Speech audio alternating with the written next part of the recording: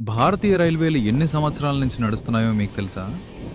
1853 April 16 Mumbai నుండి థానే వరకు 34 కిలోమీటర్ల ప్రయాణంతో భారతదేశపు మొదటి రైలు ప్రారంభమైంది.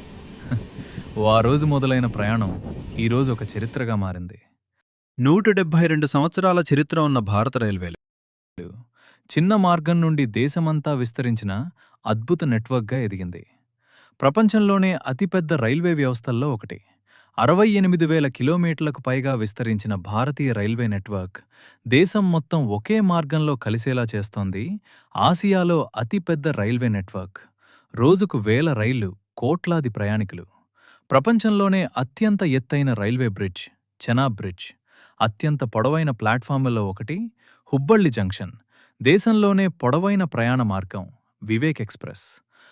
ఆవిరి ఇంజిన్ల నుంచి ఈరోజు వేగవంతమైన వందే భారత్ ఎక్స్ప్రెస్ వరకు భారతీయ రైల్వేలు కాలంతో పాటు పరుగులు పెడుతోంది. భారతీయ రైల్వేలు దేశాన్ని కలిపే అతిపెద్ద రవాణా వ్యవస్థ మాత్రమే కాదు, ప్రజలకు అందుబాటులో ఉన్న అత్యంత చౌకైన మరియు అత్యంత సురక్షితమైన ప్రయాణ మార్గాల్లో ఒకటి కూడా. ఇది కేవలం ప్రయాణం కాదు, ఇది భారతదేశాన్ని ముందుకు తీసుకెళ్లే శక్తి. భారతీయ రైల్వేలు భారత హృదయ స్పందన. ఇంకా ఇలాంటి అద్భుతమైన ఫ్యాక్ట్స్ కోసం ఇప్పుడే సబ్స్క్రైబ్ చేసి మన కుటుంబంలో భాగమవ్వండి. మరిన్ని ఆసక్తికరమైన వీడియోల్లో కలుద్దాం.